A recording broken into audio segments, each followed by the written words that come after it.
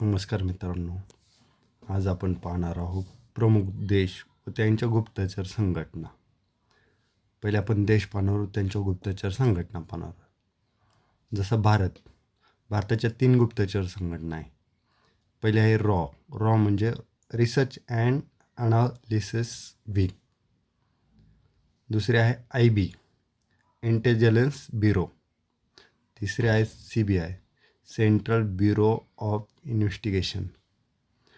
आता जसे भारताच्या 3 तसे अमेरिकेच्या 2 आहेत. FBI पहिली आहे, फेडरल ब्युरो ऑफ इन्व्हेस्टिगेशन. दुसरी आहे CIA सेंट्रल इंटेलिजन्स एजन्सी. नंतर आहे अफगाणिस्तानचे आहे NDS म्हणजे त्याचा फुल फॉर्म आहे नॅशनल डायरेक्टर ऑफ सिक्युरिटी.